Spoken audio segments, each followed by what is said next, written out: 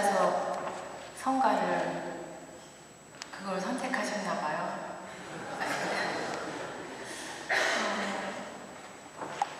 지금 소개받은 석세와 세실리아입니다. 먼저 신화과정 5주차 힘든 중에도 교본과정에 이어서 10주까지 하신 모두에게 제가 축하 인사드리고 싶습니다. 저도 여러분하고 동기 동창생입니다. 저도 그동안 미뤄왔던 교본과정, 심화과정을 이번에 함께 들으면서 10주 동안 듣는 것이 보통이 아니구나, 많은 것을 느끼면서 제가 또 때로는 강의를 하기 때문에 이럴 때는 너무 힘들겠구나, 그런 것도 많이 느끼면서 또 유독 낮밤보다도 저녁반은 제가 여러분하고 같이 동창인 것 같아서 좀 더 이렇게 친밀감이 듭니다. 오늘 강의 내용은 제목에서 말해주듯이 호스피스라고 해서 임종을 맞는 사람들을 돌보는 그런 우리가 방법을 좀 더 쉬운 방법으로 찾아볼까 합니다. 그래서 아주 재미있는 이야기는 될 것 같지 않고요. 혹시 좀 무거운 내용으로 여러분들과 짧은 시간 함께 하도록 하겠습니다. 짧은 시간이지만 주님께서 함께 해주시기를 청하면서 주님의 기도로 먼저 시작하겠습니다. 성부와 성자와 성령의 이름으로. 하늘에 계신 우리 아버지, 아버지의 이름이 거룩히 빛나시며 아버지의 나라가 오시며 아버지의 뜻이 하늘에서와 같이 땅에서도 이루어지소서. 오늘 저희에게 일용할 양식을 주시고 저희에게 잘못한 일을 저희가 용서하노니 저희 죄를 용서하시고 저희를 유혹에 빠지지 않게 하시고 악에서 구하소서. 아멘. 성부와 성자와 성령의 이름으로. 아멘. 제가 너무 간호학을 전공했음에도 불구하고 때로는 환자 방문 기도를 가거나 임종을 앞둔 환자들을 대할 때 어떻게 하면 좀 더 효과적인 돌봄이 될 수 있을까를 많이 고민했었습니다. 근데 저희 친정어머니께서 갑자기 돌아가시고 죽음이 너무나 슬픈 거라는 것을 그때서야 비로소 알았고요. 그동안 제가 근무하면서 많은 환자들의 죽음을 보았던 그 죽음은 단순한 어떤 사건에 불과했지 많은 의미를 저한테 주지 않을 정도로 제 가슴은 굉장히 차가웠던 것 같습니다. 그래서 저희 친정엄마의 죽음, 갑작스러운 죽음을 제가 겪으면서 그때서야 비로소 철이 났고, 지금도 그리움이라는 단어는 저희 돌아가신 엄마가 너무나 보고 싶을 때 가장 적절한 표현이라는 생각이 들었습니다. 그러기 전에는 제가 어떤 교육을 받으러 갔을 때 죽음에 대한 어떤 경험들을 이야기하라고 할 때는 제가 경험한 바가 없었기 때문에 겨우 생각해낸 것이 무엇이냐면, 저희 집에 어렸을 때 닭을 길렀었는데 닭장 속에 닭들이 생각났습니다. 아버지가 닭장을 아파트처럼 멋있게 지어갖고 1층, 2층 이렇게 닭이 들어있었는데 닭 모이를 주는 일은 저의 일이었습니다. 그래서 배추를 송송 썰어서 닭 모이랑 이렇게 주물럭거려서 닭 앞에 서서 먹이를 주기도 전에 그 닭장 속의 닭들은 굉장히 시끄러웠습니다. 빨리 먹으려고, 더 많이 먹으려고.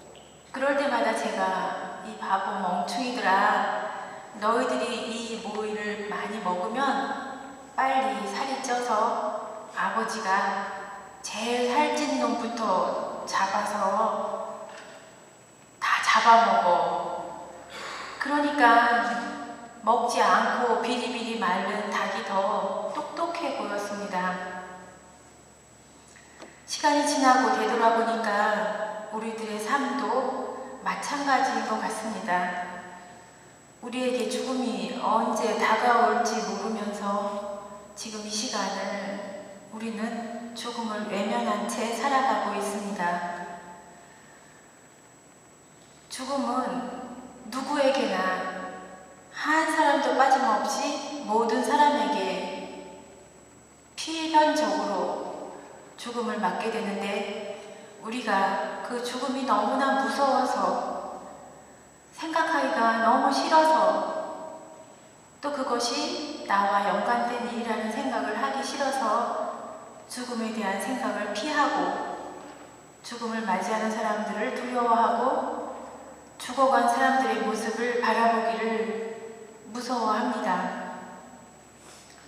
저는 죽음을 맞은 분들의 모습을 보면서 많은 생각을 하고 정말 주무시는 것 같구나.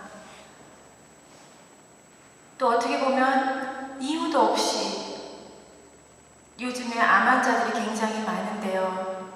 너무나 살고 싶은 날들을 다 두고 우리보다 먼저 그렇게 두려운 상황 속에 처해져서 죽음을 맞이하는 환자들의 모습 속에 너무나 안타까운 생각들을 하면서 어쩌면 저에게도 오게 될 죽음을 조금씩 생각해 보곤 하였습니다. 몇 년 전에 우리 성당 계단에 비둘기가 잘 날지 못하고 푸드득거리고 구석에 추운 겨울날 있었는데요. 많은 자매님들이 가다가 저 비둘기 불쌍해서 어떡해 그러다가 석세와 세실리아한테 이 비둘기를 주면 알아서 비둘기 엄마처럼 보살필 거다. 그래서 그 비둘기는 저에게 왔습니다. 상자 가게에다 비둘기를 담아서 저희 집으로 가져갔었는데요. 집에는 못 데리고 들어가고 현관문 바깥에서 비둘기를 제가 며칠 길렀습니다. 쌀도 주고 또 쌀로는 영양 결핍이 된다 그래서 현미도 주고 팥도 주고 했는데 제가 아침에 집을 나설 때면 혹시라도 청소 아줌마가 비둘기를 갖다 버릴까봐 다시 주차장에 있는 데를 가져가서 양집하는 곳에 비둘기 상자를 놓아두었는데 그 비둘기는 점점 굉장히 튼튼해지고 제가 모이를 줄 때마다 처음에 바라보던 그 눈빛하고 다르게 아주 익숙한 눈으로, 편안한 눈으로 저를 바라보곤 했는데요. 5일째 되던 날 제가 집에 돌아와 보니까 주차장에 놓아놓았던 비둘기가 안 보이는 것이었습니다. 한참을 찾고 보니까 아주 구석에 상자 각은 놓여져 있었고 피가 범벅이 되어서 그 조그만 구멍 사이에 피가 많이 묻어 있어서 비둘기는 죽었구나. 제가 차마 열어볼 수가 없었는데 저희 남편한테 그거 상자 열어서 뼈라도 좀 땅에 묻어줬으면 좋겠다고 부탁을 했더니 고양이가, 요즘 고양이는 새가 먹이라고 합니다. 비둘기가 고양이의 먹이로 많이 잡혀 먹는다고 하는데요. 털만 다 뽑아놓고 뼈 한 개도 없게 그렇게 고양이가 맛있게 먹었다고 합니다. 그래서 며칠을 제가 너무 불쌍하고 잘한 것인지 제가 상자 가게에 가둬놓은 그 며칠을 미안하다는 생각이 들었고 사실 작은 생명의 죽음도 저의 가슴을 아프게 했습니다. 오늘 저희가 생각해볼 그 호스피스라는 그 정의는 죽음을 앞둔 대상자들이 앞으로 겪을 몇 달 동안 그 고통에서 벗어나 고통이라는 것은 신체적인 통증에 대한 고통, 또 심리적인 두려움, 또 신앙적인 갈등, 그런 여러 가지 고통에서 벗어나 좀 더 남은 시간을 절망과 슬픔과 죄책감 속에 보내지 않고 좀 더 나은 삶의 질을 유지하면서 마지막 시간을 준비할 수 있게 도와주는 돌봄을 바랍니다. 여러분 교재에서 55쪽을 펴시면 거기에 이제 제가 강의할 내용들이 시작되는데 거기에는 모든 것은 집에 가서 읽어보시고요. 그리고 66쪽 펴시면 저희가 레조 활동을 하면서 임종을 맡게 되는 환자들, 혹시 암이라는 진단을 받고 암 투병을 하고 있는 그런 힘들게 지내는 환자들을 돌볼 때 우리가 과연 어떻게 그들을 만날 것인가, 원칙을 8가지를 기준으로 오늘 생각해 보도록 하겠습니다. 그 원칙은 알퐁소 데켄 신부님께서 호스피스 세미나 때 학술 세미나를 통해서 일반인들에게 접근하기 쉬운 방법들을 제시해 주셨는데 책으로도 나와 있는 내용입니다. 제가 그 8가지를 기준으로 해서 한 가지씩 그동안 만난 사례와 함께 여러분하고 나누는 시간을 가져보겠습니다. 제일 먼저 첫 번에 나와 있는 내용을 함께 읽도록 하겠습니다. 시작. 네, 거기까지요. 모든 환자는 혼자 있게 되는 경우가 많습니다. 과거에는 대가족 제도로 살았고 모든 친척이 한 동네에 살았기 때문에 한 사람의 죽음은 모든 사람들의 슬픔이었습니다. 함께 마지막 시간을 보냈고 지금 현대 와서는 이미 많은 변화가 와서 집을 떠나서 죽음을 맞게 되는 경우가 당연한 거고, 예전에는 밖에서 죽음을 맞더라도 객사라고 해서 피해서 집으로 돌아오셔서 돌아가시겠지만 현대는 그렇지 않습니다. 죽음을 앞둔 사람들에게 가장 큰 고통은 혼자 남게 되는 고통이라고 합니다. 평균 수명이 늘어난 만큼 우리의 삶의 질이 더 많이 늘어났는지, 어쩌면 외로운 시간들, 고통의 시간들, 가족들을 보고 싶어하는 시간들, 그런 시간들로 더 가득 차지지는 않았는지 생각해 보아야 합니다. 인생에 있어서 가장 동반의 의미가 필요한 시기는 바로 죽음을 앞둔 마지막 시간이라고 합니다. 특별히 해주는 것 없어도 우리가 그들과 함께 할 때 한 번의 만남이 아니라 여러 번의 방문을 통해서 우리가 많은 것을 해주기보다 그저 그 고통 중에 처해져 있는 환자들로 하여금 그들이 갖고 있는 욕구를 우리가 헤아려 보고 같이 느끼고 그 시간을 같이 보낼 때 그들에게 필요한 것이 무엇인지 더 잘 찾을 수 있고 적절한 도움을 줄 수 있을 거라고 생각을 합니다.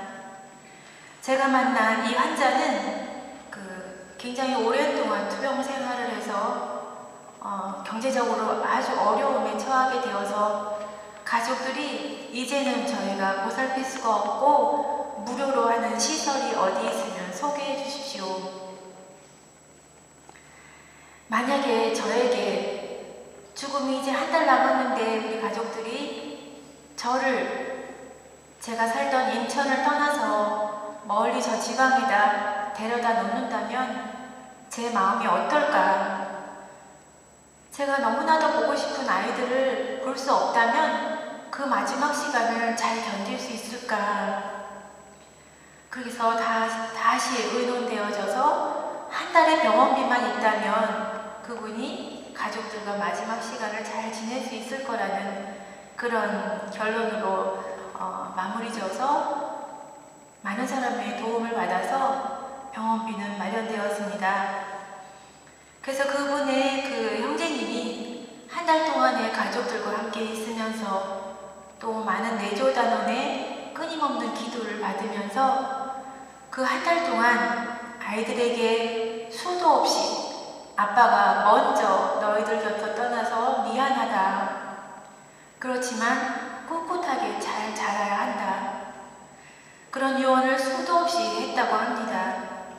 그 형제님이 떠나던 날 새벽에 제가 그 병원을 방문하게 되었는데요. 40대이던 아들을 먼저 보내는 어머니께서 아들의 손을 꼭 붙잡고 이렇게 마지막 인사를 합니다.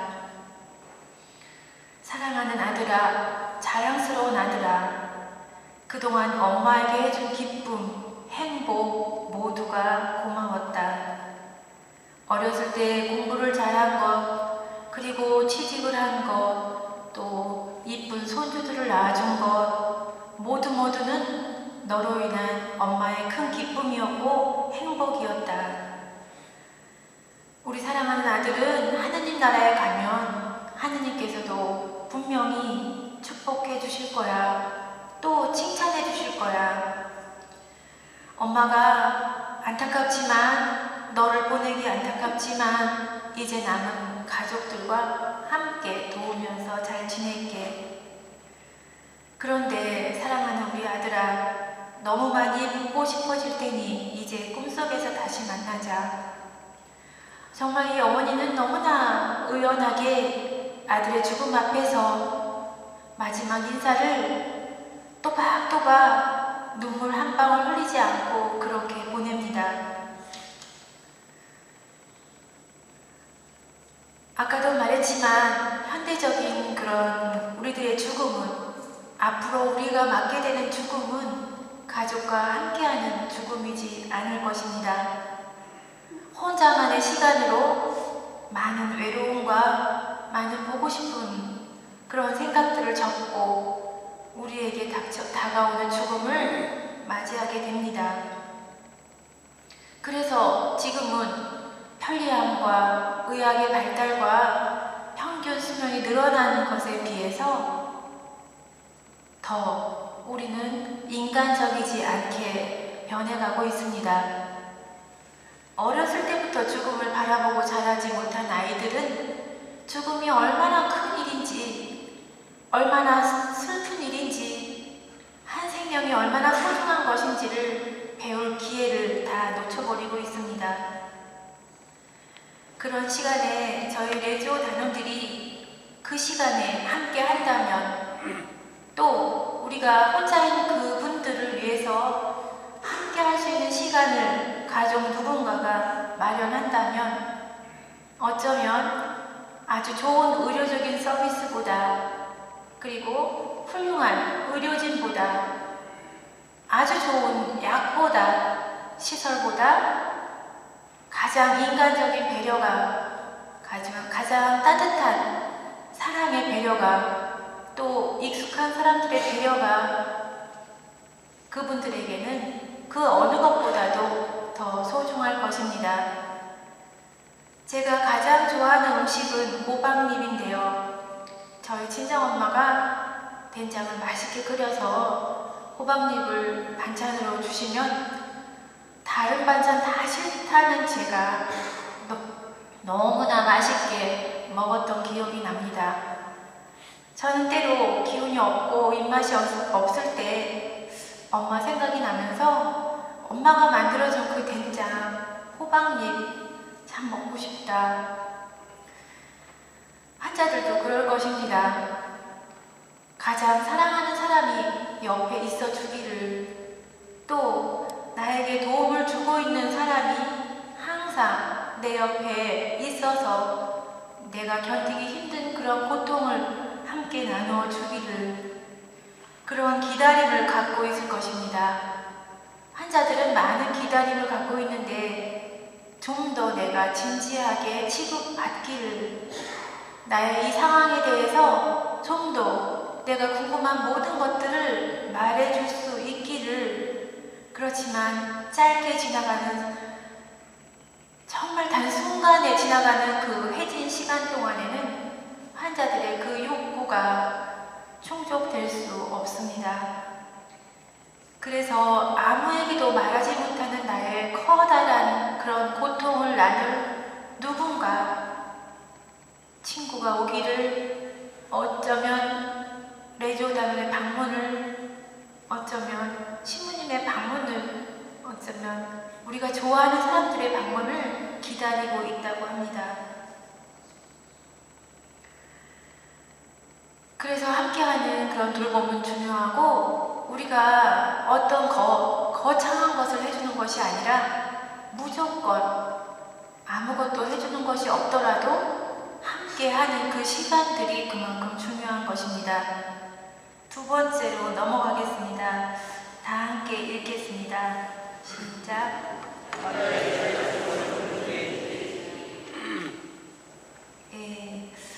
우리 모두는 자기 나름대로 고집을 갖고 있습니다. 또 내 생각대로 무엇이든지 하고 싶습니다. 제가 결혼할 때 저희 아버지가 저희 남편을 보고, 야, 세화의 단점은 무엇이냐? 그렇게 물었을 때 우리 아버지가 그 단점도 모르면서 무슨 결혼을 하려고 그러냐. 쟤는 어렸을 때부터 고집이 세다. 사실 누구나 나이가 들면서 점점 고집스러운 것이 생기고 자기의 선택이 분명해지고, 우리 모두는 지금 이 시간도 우리의 선택대로 이 시간에 앉아 있습니다. 그런데 많은 환자들은 119를 타고 병원에 들어가게 되면, 또 아파지게 되면 스스로의 자율적인 결정을 할 수가 없게 됩니다. 경제적인 이유에서, 또 시간적인 이유에서 가족들이, 의료진이 그 사람의 모든 결정을 뒤로하고 다른 사람들에 의해서 그 결정은 이루어진다고 할 수 있습니다. 장기요양보험제도가 실시돼서 많은 우리들은 혜택을 받고 있습니다. 집에서 어르신들을 돌보기가 너무 지치고 힘든데 좀 더 좋은 환경에서 어르신들을 모실 수 있게 되었고, 예전보다는 적은 비용으로 그것을 감당할 수 있게 되었습니다. 가만히 어떤 때 이야기를 들어보면 요양보험 제도 때문에 요양원에 머무른 그 어르신들의 이야기를 들으면 가슴이 아파질 때가 있습니다. 우리가 환자를 돌볼 때요, 어떻게 돌보는가, 누구에게 어떤 돌봄을 받느냐에 따라서 그 예우가 달라진다고 할 수 있는데요. 누구는 누구든지 화장실에 스스로 걸어서 가고 싶을 겁니다. 걸어서 화장실까지 못하면 휠체어 타고 화장실 가고 싶을 텐데요. 휠체어라는 것을 가져와야 되고, 또 잘 몸을 가누지 못하는 어르신을 휠체어에 태워야 되고, 화장실까지 가야 되고, 또 바지를 이렇게 잘 내려드려야 되고, 쓰러질까봐 잘 지지해줘야 되고, 그런 모든 것은 시간이 필요하고 에너지가 필요한 일이라서 어떻게 보면 좀 더 짧은 시간과 적은 에너지로 환자를 돌보려면 기저귀를 채워야겠다. 기저귀를 채우면 훨씬 더 수월하게 환자를 돌볼 수 있다고 생각합니다. 환자를 돌보는 많은 간병인들이 어떤 때는 의식이 있는 환자를 돌보는 것보다 무의식 환자가 훨씬 더 편안합니다. 왜냐하면 아무리 엉터리로 해도 말도 없지요. 불평도 없지요. 그래서 의식이 없는 환자가 훨씬 편해요. 안타까운 일입니다. 또 머지않아 우리가 그런 현실에 우리의 문제일 것입니다. 현실적인. 제가 만난 이분은 유서를 너무나 잘 써놨던 환자입니다. 공부를 많이 해서 굉장히 똑똑하고 또 사회적인 지위도 누구라고 중이었는데 갑자기 담도암 말기라는 진단을 받고 가톨릭 신자가 아니던 그분은 이제 나에게 3개월이 남는 그 시간을 어떻게 보내야 내가 삶을 잘 마무리할 수 있을까 고민하던 때에 가톨릭 신자였던 친구의 도움으로 신부님을 만나게 됩니다. 신부님, 저에게 이런 많은 힘든 시간이 남아있을 텐데 저의 보호자 역할 좀 해주십시오. 저는 아무도 없고 저 혼자입니다.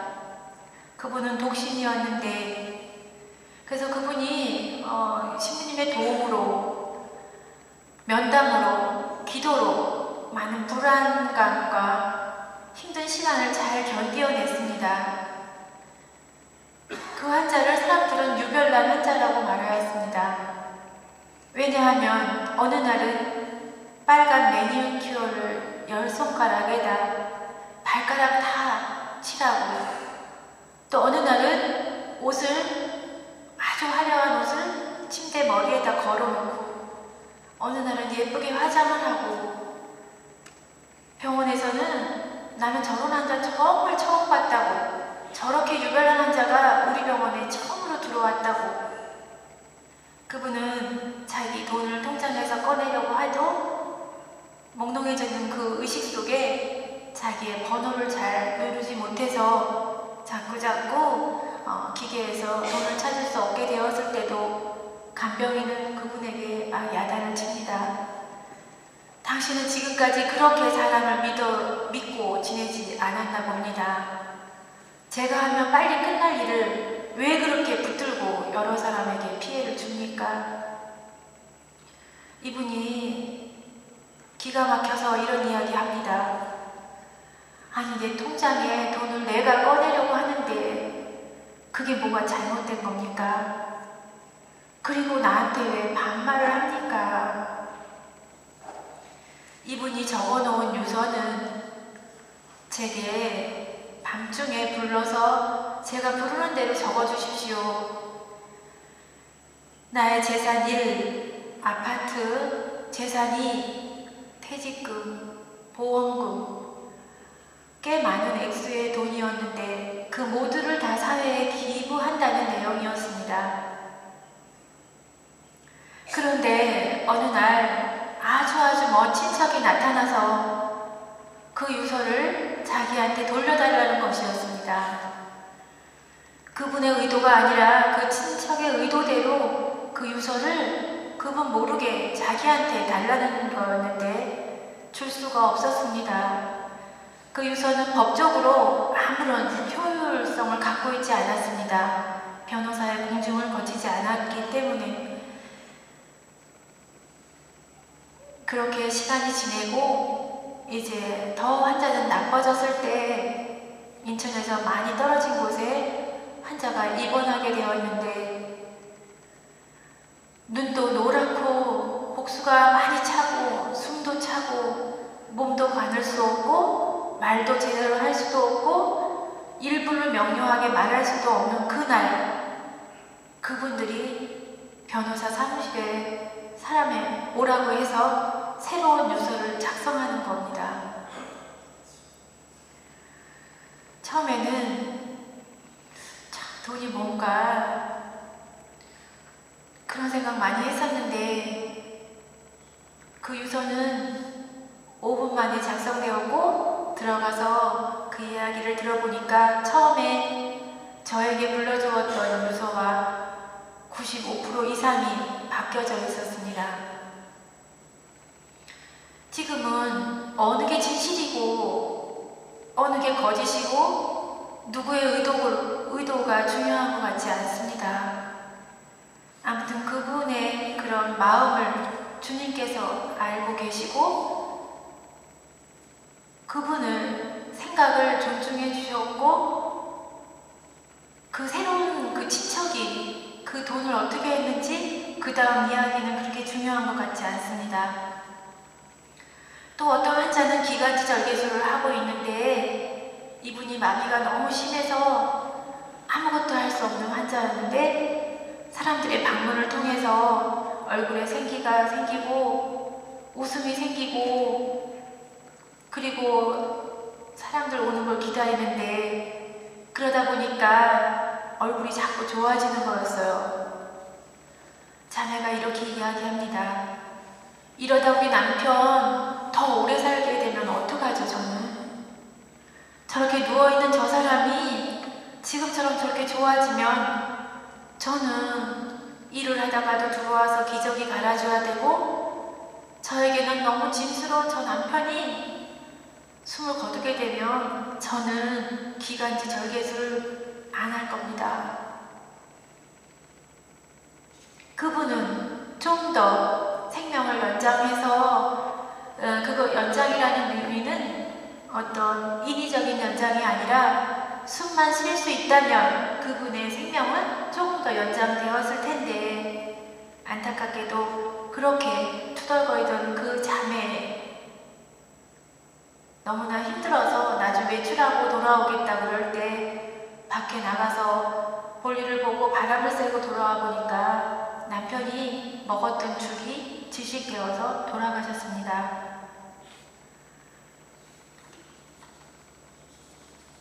또 어떤 환자는 병원에 있는데 너무너무 집에 가고 싶다.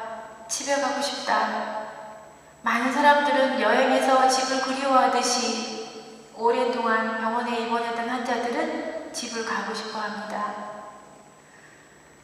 용감하게 가족들이 집에 가고 싶어 하는 아버지를 남편을 모시고 집에 와서 신부님께 전화하고 신부님께서 방문하시고 이렇게 기도해 주셨습니다. 아니 이렇게 많이 아파서 어떻게 하면 좋지? 이렇게 숨이 차서 어떻게 하면 좋지? 우리가 할 수 있는 일은 아무것도 없으니 형제님 기도해야 됩니다. 기도가 잘 떠오르지 않아도 그저 주님 도와주십시오 하고 기도하면 됩니다. 짧은 시간 동안에 그 집에 자기가 늘 살았던 그 집에 온 형제님은 2시간만 머무르다가 다시 119에 타고 들것에 신부님께서 들것에 실리는 그 형제님의 발을 쓰다듬으면서 잘 기억해야 해. 힘들고 어렵겠지만 기도하면서 잘 견뎌내야 돼. 바로 병원으로 가셔서 몇 시간 있다 임종을 맞이하게 되었습니다. 사실 죽음을 맞는 사람들을 돌본다는 것은 한편으로는 굉장히 어렵습니다. 처음에 호스피스의 정의가 임종을 앞둔 몇 달 동안을 많은 고통에서 벗어나 삶의 질을 좀 더 높여줄 수 있는 돌봄이라고 제가 말씀드렸습니다. 우리의 생활 속에 무엇이 우리를 기쁘게 하는지 때로는 아주 사소한 것이 우리를 행복하게 합니다. 중환자실에서 누워있는 굉장히 오랫동안 식물인간으로 누워있는 그 환자에게 어느 날 간호사가 아무개 씨 오늘은 햇볕을 쬐러 갑시다. 창가로 환자를 옮기고 날씨가 오늘은 화창하네요. 이제 무슨 계절이 되었습니다. 이제 여름이 시작되었습니다. 잘 느끼실 수 있나요? 어떻게 보면 그 환자에게 서로 의사소통은 되지 않지만 햇볕을 느낄 수 있었을 것이고 나름대로 많은 생각을 할 수 있었을 것이고 큰 의미로 다가온 하루일 것입니다. 아주 작은 것들이 우리를 행복하게 하는 것 같습니다. 제가 만났던 한 분이 제가 호스피스 공부를 하면서 실습 나갔을 때 일인데 다른 분들은 많은 성가를 불러달라고 개신교 신자는 자기네 종교에 맞는 성가를 또 불교 신자는 불교 신자에 맞는 그런 책들을 갖고 다니면서 불러주는데요. 한 분이 아무 종교도 없는 그분이 고향 무정을 불러달라고 했습니다. 고향무정 노래 아시나요? 아시죠? 한번 우리 다 함께 불러볼까요? 좀 성당에서 어울리지 않지만 시작해보겠습니다. 시작. 구름도 울고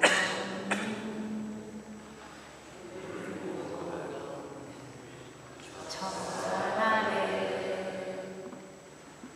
그 옛날 내가 살던 고향이 있었던 좀 빠르게 해요. 지금은 어느 누가 살고 있는지 지금은 어느 누가 살고 있는지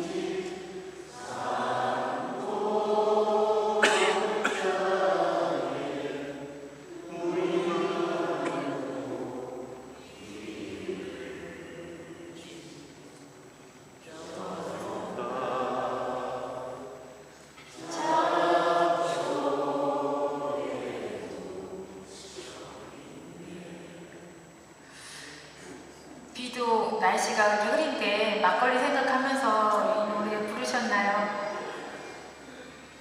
그분에게는 그 고향무정이라는 노래가 그날 그 가사를 음미하면서 들으시더니 정말 최고다.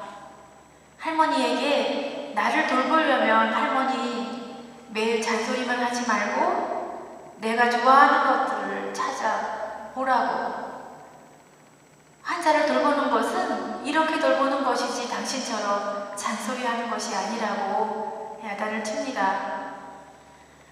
그래서 고향무정을 가만히 가사를 생각해 보니까 그분이 그 가사 속에 있는 것처럼 옛날에 자기가 어렸을 때 뛰어놀던 집, 그리고 부모님, 형제, 고향 친구들 그런 생각을 하면서 잠시라도 타임머신을 타고 예전에 과거로 돌아가봐서 행복한 시간이 되었던 것 같습니다.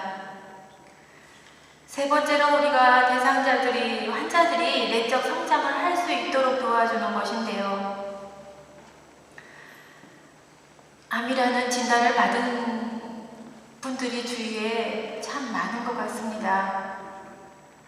생각지도 않은 암이라는 진단을 받고 나서 굉장한 두려움과 고통과 힘든 시간들을 그냥 보내고 있는 환자, 또 바라보고 있는 가족들, 어쩌면 그 짧은 시간을 그렇게 허비할 수만 없는 아주 소중한 시간들을 절망과 슬픔과 고통 속에서 그렇게 지낼 수 있습니다. 그렇지만 짧은 시간이라도 아주 커다란 것이 아니라 사소한 것에도 환자는 행복을 느낄 수 있습니다. 제가 만났던 이 분은 월미도에서 유람선에서 DJ를 하고 또 배에 탄 사람들을 사회를 보면서 재밌는 이야기를 하면서 지냈던 그 아가씨였는데요. 굉장히 예쁘게 생긴 40대 초반에 결혼한 아가씨였습니다. 대세를 받고 금방 3개월만 살 거라고 생각을 했는데 이렇게 생명이 자꾸 연장되네요. 용현동 성당에서 방문교류를 해서 이분이 집에서 잔뜩 불러진 배를 하고 세례성사를 받고 병자성사를 받게 되었습니다. 같이 간 친구가 성가를 불러주었을 때 많이 울고 또 많이 웃고 그렇게 지내던 마리아였는데 너무 많이 말라서 머리가 마치 대추를 말려놓은 것처럼 쪼글거렸습니다. 몸은 거미같이 마르고 배는 잔뜩 나오고 나중에는 손가락으로 이렇게 해도 팔뚝이 잡혀줄 정도가 되었는데 그분이 어느 날 바다에 가고 싶다며 바다를 가자고 했습니다. 어렵지만 바다에 가는 계획을 세워보았고 몸을 잘 가누지도 못하는 그 자매가 너무 기대에 찬 그런 얼굴을 하고 옷도 혼자 입을 수 없는데 잘 갖추어 입고 여행을 함께 떠나는 친구처럼 그렇게 저희를 기다리고 있었습니다. 드디어 영화처럼 차에 타고 우리는 오이도로 향했습니다. 하느님 감사합니다. 저희 모두를 사랑하시는 하느님, 유람선에서 일했던 마리아가 바다를 너무나 보고 싶어서 오늘 이렇게 떠나게 되었습니다. 감사합니다 하느님. 힘든 시간들이지만 주님께 의지하며 어려움을 극복할 수 있는 새 힘과 용기를 주십시오. 저희들의 잘못된 생각을 용서해 주시고 바른 생각으로 부족한 저희를 이끌어 주십시오. 돌아오는 시간까지 함께 해주셔서 당신의 자비로 잘 돌아올 수 있도록 도와주십시오. 바다를 바라보면서 바다 냄새를 맡으면서 바다다 바다 냄새를 맡고 사진을 찍으면서 너무 좋아하는 거였습니다. 돌아오고 나서 다시 일주일 만에 병원에 입원하게 되었는데요. 이제 1인실로 가게 되는 그 마리아를 어떻게 돌봐야 되는지, 어떤 말로 위로를 해야 되는지 밤마다 자기의 죽음에 대해서 끊임없이 생각한 그 마리아를 어떤 기도를 해서 하느님께 제가 그 마리아를 위해서 도움이 되는지 참 어려운 일이었습니다. 복도에 지나가던 수녀님께서 그 마리아를 붙들고 이렇게 기도해 주셨습니다. 무릎을 꿇고 은총이 가득하신 마리아님, 이 마리아를 위하여 빌어주소서. 한국의 모든 성인 성녀들이여 이 마리아를 위하여 빌어주소서. 마리아에게 꼭 필요한 은총을 이 시간 내려주소서. 수녀님께도 은총이 가득하시기를 바랍니다. 신부님의 방문을 통해서도 마리아는 이런 말을 했습니다. 신부님, 저는 복이 하나도 없이 태어났습니다. 지금까지 이렇게 복 없이 살아온 저에게 하느님께서는 이런 병을 주셨고 병을 통해서 마지막 이 시간에 좋은 사람들을 이렇게 만나게 해주시고 지금까지 받아보지 못한 복을 쏟아져 받고 있습니다. 그런데 제가 갚을 시간이 없는 것 같습니다. 신부님께서는 이렇게 이야기해 주셨습니다. 우리는 기도로 서로 주고받으면 됩니다. 제가 마리아 자매를 기도해 주셨듯이 저를 위해서 그리고 많은 사람들을 위해서 시간이 되시면 몸이 좀 더 나을 때 주님께 기도하시면 됩니다. 마리아는 마지막 날 저희에게 하루 전날 이렇게 이야기합니다. 오늘은 제가 모두를 위해서 기도하겠습니다. 그동안 제가 받기만 한 제가 저를 위해서 매일 찾아와준 분들에게 기도하겠습니다. 하느님 감사합니다. 저를 자녀로 삼아주시고 좋은 사람들을 보내주셔서 감사드립니다. 이제 제가 떠날 때가 되었습니다. 잘못했던 저희 모두를 용서해 주시고 이제 고통을 떠나 하느님 곁으로 가서 제가 사랑했던 사람들, 도움을 주었던 사람들을 위해서 기도하겠습니다. 부족한 저를 많은 사람을 통해서 사랑해 주심을 감사드립니다. 하루라도 빨리 그곳에 가고 싶습니다. 이제 제가 너무 많이 힘이 듭니다. 4달 동안의 만남을 통해서 제가 마리아의 모습을 보면서 힘든 시간이지만 부족한 저희들을 초대해 주시고 필요한 부분들을 다 채워주시고 마리아가 하느님에게로 마음을 향하고 그 어려운 시간들을 보내는 그 모습을 바라볼 수 있었습니다. 많은 것을 해준 것이 아닌데 그저 함께하고 이야기를 들어줬을 뿐인데 그 시간에 마리아는 하느님께로 잘 준비하여서 저희들을 위해서 기도하겠다고 인사까지 하고 그렇게 떠나갔습니다. 그 다음에 네 번째로 넘어가겠습니다. 다 같이 읽겠습니다. 시작.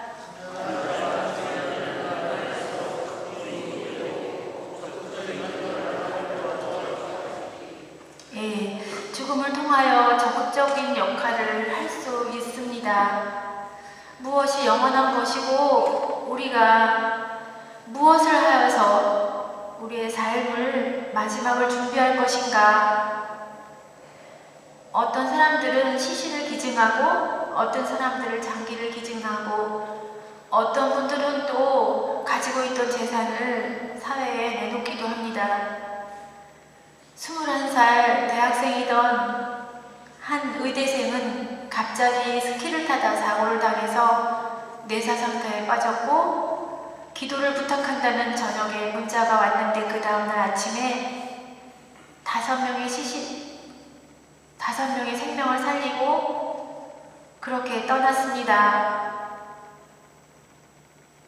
우리가 영안실을 다녀올 때마다 또 장례미사를 하고 올 때마다 어떻게 살아야 우리의 삶이 풍요로운 것인지 어떻게 살아야 우리에게 맞이하는 그 죽음을 잘 준비할 수 있을 것인지를 생각해 보게 합니다. 얼마 전에 만났던 바오로 형제님은 개신교 신자였는데 항상 가톨릭으로 그렇게 개종하고 싶어 했어요. 부인이 그럴 때마다 교회에 가서 우리 남편 가톨릭으로 가려고 하는데 그 흔들리는 마음을 잡아주십시오 하고 기도를 했다고 합니다. 그런데 몸이 너무너무 나빠졌는데 앞에 환자의 수녀님께서 방문교리를 하는 것을 옆에서 지켜보고 계시다가 저도 그 교리를 받겠습니다. 몇 번의 교리를 했고 그 환자는 다시 방문교리를 저희가 하게 돼서 대세를 받고 또 방문교리를 받고 세례를 받았습니다. 세례하고 병자성사하는 한참 동안의 시간을 견뎌내기 힘든 그 체력임에도 불구하고 얼마나 간절한 마음으로 기도를 하고 있는지 그분께서 얼마나 원하셨던 가톨릭에 다시 오셔서 기도를 하고 있는 모습을 바라보았습니다. 짧은 만남 동안 3번의 만남을 했었는데 저희가 기도하러 왔습니다. 의식이 없는 그 바오로 형제님은 의식이 없는 것 같은데도 그 힘들게 성호를 그으면서 기도할 준비를 하는 모습을 바라보면서 제 자신이 하느님께로 향한 마음이 얼마나 적은가. 그 바오로 형제님이 목숨을 다하도록 바치는 저 기도가 하느님께서 얼마나 보시기에 아름다울까. 바오로 형제야말로 새롭게 태어난 그 깨끗한 영혼 그대로 하느님께서 빛으로 이끌어 주시고 품어 안아 주실 거라는 생각을 해보았습니다. 가족들은 아빠가 떠나고 난 다음에 이렇게 이야기합니다. 너무나 원하셨던 가톨릭으로 개종하셨고 세례를 받으셨고 저희도 슬프지만 기뻐요. 아버지께서 그렇게 편안한 얼굴로 죽으시듯이 고통에서 벗어나 하느님께로 가셨다는 확신이 듭니다. 화장터에서 그 자그마한 그 유리창 바라보면서 딸과 엄마는 남편 화장하는 내내 성경을 읽어주는 거였어요. 1시간 반 동안. 저는 그 모습을 보면서 또 놀랐습니다. 죽음을 통하여 그 바오로 형제는 가족들 셋을 가톨릭으로 개종시키셨고 지금은 세 가족이 다 교리 중에 있습니다. 그 다음은 5번째로 넘어가겠습니다. 다 함께 읽겠습니다.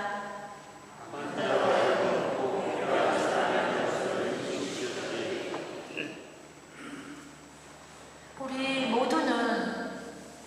모든 사람으로부터 소중한 사람이라는 생각을 갖고 그렇게 인식되어지기를 바랍니다.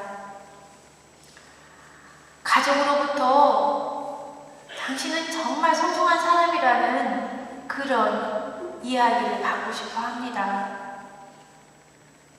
나이가 많아도, 나이가 어려도 칭찬하고 정말 필요한 사람이고 없어서는 안 될 사람이고 사랑하는 사람이라는 이야기를 듣게 되면 마음이 따뜻해집니다. 남편을 정성껏 목욕시킨 한 할머니는 이렇게 이야기합니다. 여보, 당신이 최고야. 당신이 최고야, 당신이. 잘생긴 것도 최고고 나한테 잘해준 것도 최고야. 그러다가 남편이 떠나간 날 나는 저 사람 없으면 못 산다고 복도를 뒹굴뒹굴하면서 옵니다. 어떤 모니카 할머니는 이렇게 이야기합니다. 저렇게 잘생긴 아들을 누가 낳았는지 우리 아들에게 물어보십시오. 우리 엄마가 저를 낳아주셨습니다. 잊어버리지 않았지요? 저렇게 잘생긴 아들 누가 낳았다 그랬죠? 우리 엄마가 낳았죠. 모니카 할머니는 그러고 나서 2시간 있다 돌아가셨는데요. 우리 아들은 너무나 잘생긴 내가 낳은 아들이라고 그렇게 가슴에 새겨주었습니다. 우리 엄마는 나를 낳아준 이쁜 엄마라고 엄마의 가슴에 아들은 그렇게 새겨주었습니다. 우리는 정서에 안 맞아서 우리 모두는 좋아한다는 말도 잘 못하고 사랑한다는 말도 잘 못합니다. 마지막 시간에 이 삶을 다 살고 나서 마지막 시간에 그 한마디를 하기가 어려워집니다. 의식이 없어져서 또 쑥스러워서 또 너무 갑자기 죽음을 맞이하게 돼서 하지 못하게 되는데요. 어떤 환자는 사랑한다는 말을 들어보는 게 너무나 소원인데 쑥스러워서 저희 남편은 여태까지 그런 말을 한 적이 없습니다. 작년에 저희 남편으로부터 이런 선물을 제가 받았습니다. 제 축일날 가장 최고의 선물은 저희 남편 세례명이 토마스인데요. 토마스의 사랑입니다. 그게 제목이에요. 거기까지 읽을 때는 제가 감동을 안 했는데요. 축일을 축하하며 성모님의 따뜻한 손길과 주님의 은총 속에서 늘 평화가 가득하기를 빕니다. 화살기도 20번, 주목염 10번, 묵주기도 20회, 자비의 기도 5단. 저는 사실 다른 때는 머리핀을 사오거나 목걸이를 사오거나 제 마음에 들지 않아서 그 선물이 그렇게 달갑지 않았었는데 저희 남편의 이 선물을 받고 너무나 감동을 했습니다. 우리 모두도 한번 시도해 봅시다. 멋쩍지만 한번 제일 소중한 사람들에게 소중하다는 표현을 아끼지 않는 것이 더 좋은 것 같습니다. 그 다음에 6번째로 넘어가겠습니다. 시작.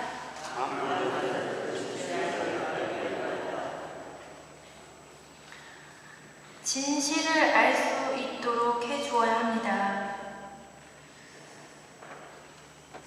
우리는 대상자에게, 환자에게 내주 활동을 하려고 가는데 단순한 한 번의 활동이 아니라, 우리가 보고가 아니라 우리는 아주 작은 거에서도 의미를 줄 수 있고, 커다란 것을 해주지 않아도 그 환자가 가지고 있는 이야기를 들어줄 수 있고, 그런 것들이 아주 중요한 의미로 새롭게 전해질 수 있고, 우리는 부족하지만 우리의 발걸음을 통해서 우리가 함께하는 그 시간들 속에서 하느님께서 그분에게 필요한 은총을 나눠주실 것입니다. 우리가 안타까움 때문에 우리의 이야기들을, 우리가 갖고 있는 상식들을 너무 쉽게 환자들한테 말할 수 있습니다. 우리는 환자들이 말 안 하고 있는 그 침묵 가운데 많은 흐느낌이, 많은 신음소리가, 많은 하소연이, 아니면 많은 분노가 들어있다는 것을 생각해 보아야 합니다. 어쩌면 우리는 미리 정해진 것을 가르쳐 주려고 방문을 하고, 우리가 잘못된 생각들을 고쳐주려고 설득을 하고, 안타까운 마음에 많은 것들을 권하게 되는데, 우리는 대상자들이 갖고 있는 마음을 많이 헤아려 보아야 합니다. 갑자기 나에게 죽음이 다가오고 있고, 열심히 살았고, 열심히 돈을 모았고, 부지런히 살았고, 힘든 상황들을 잘 이겨내서 이제는 여행도 다니고 취미도 하고 재미나게 살아보려고 했던 그 시간에, 하필이면 그 시간에 죽음을 맞이하게 되는 그 환자들의 분노를 우리는 이해할 수 있어야 합니다. 어떤 경우 창문 좀 열어달라고, 누구야 창문 좀 열어달라고, 아이는 엄마 잠깐만, 엄마 잠깐만, 그러다 폭발합니다. 다 필요 없어. 우리 집 식구 다 필요 없어. 내 마음을 알기나 해. 너무나 의연하게 잘 암투병을 해왔던 그 엄마는 폭발하듯이 울부짖으면서 다 필요 없다고 이야기합니다. 환자들의 그 분노가 어디서 왔는지 우리가 헤아려 보아야 합니다. 환자들의 분노가 왜 저렇게 소리를 지르는지 이해가 되지 않는다며, 그렇게 하면 안 된다며, 그렇게 하면 안 되고 기도해야 된다며, 그렇게 하면 안 되고 회개해야 된다며 우리가 말할 수 없습니다. 우리는 그 이해되지 못하는 그 분노를 이해하고 우리의 마음으로 받아주어야만 관계가 성공적으로 이루어질 수 있습니다. 우리의 완고함 때문에 그 분노가 더 격할 수 있습니다. 남은 짧은 시간을 그 분노와 절망과 고통 속에, 울부짖음 속에 보낼 수